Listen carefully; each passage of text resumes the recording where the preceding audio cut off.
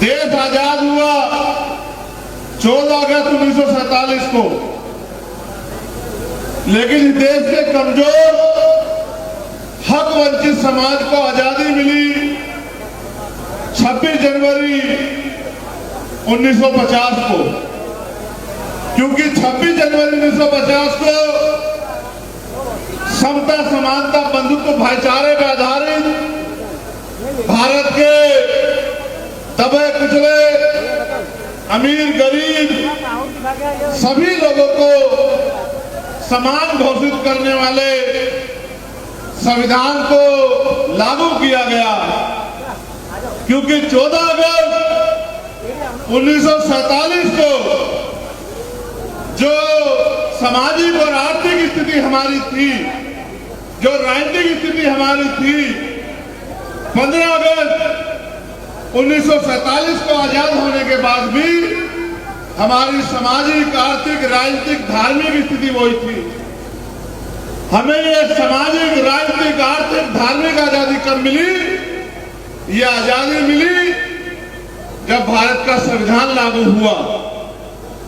उस दिन असली आजादी लागू हुई और गांव में रहने वाला, शहर में रहने वाला, जंगल में रहने वाला, टूटी झोपड़ी में रहने वाला, कच्चे मकान में रहने वाला हर गरीब भी इस देश में बराबर हो गया। संविधान से पहले हम पे क्या था? क्या पक्के मकान थे? नहीं। क्या खुले में घूमने की आजादी थी? नहीं। क्या अच्छी शिक्षा का अधिकार था? नहीं। क्या अच्छे इलाज का अधिकार था? और तो आज भारत की संसद में महिलाओं के लिए 33% आरक्षण का बिल आया। लेकिन मैं आपको बताना चाहता हूं कि प्रधान से लेकर प्रधानमंत्री और चपरासी से लेकर IAS, IPS बनने का अधिकार भी महिलाओं को अगर मिला तो वो इसी संविधान की वजह से मिला। आज अगर पुरुषों के साथ हमारी 2 माएं भी मंच पे बैठी हैं, ये बाबा साहब अम्बेडकर के 4 बच्चों की कुर्बानियां और हमारे महापुरुषों के संघर्ष, उनके बलिदान की वजह से जो संविधान रूपी फल हमें मिला, ये उसकी वजह से बैठी।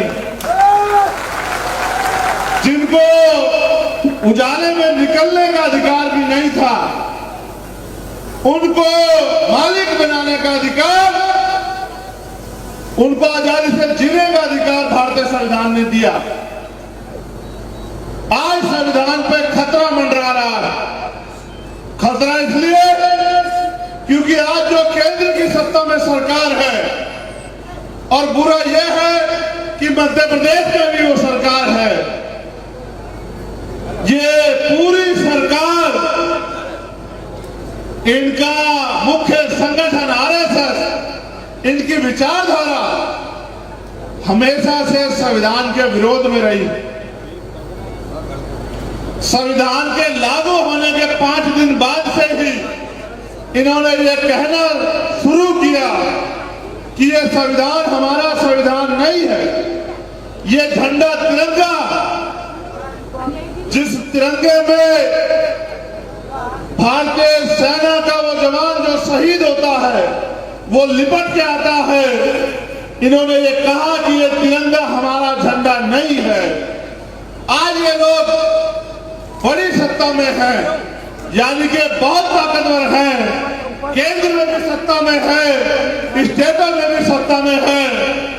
दबी दबी आवाज में इनके नेता, इनके धर्मगुरु, इनके अधिकारी कर्मचारी, इनके मंत्री संतरी, और अभी कुछ दिन पहले जब हम लोग आजादी का दिवस मना रहे थे, प्रधानमंत्री के आर्थिक सलाहकार समिति के अध्यक्ष ये कहते हैं कि भारतीय संविधान को बदल देना चाहिए। इस बात को इस तरह समझो कि जिस तरह से भीम आर्मी के मुखिया के रूप में मैं हूं और भीम आर्मी के नेताओं के रूप में हमारे सभी सम्मानित नेता हैं, वो जो बात कहते हैं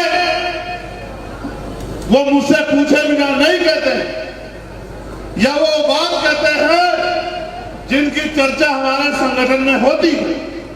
आर्थिक सलाहकार समिति के अध्यक्ष जो बात कर रहे हैं, हमें उस दिन का इंतजार नहीं करना चाहिए जब ये पूर्ण रूप से भारतीय संविधान को खत्म कर दें।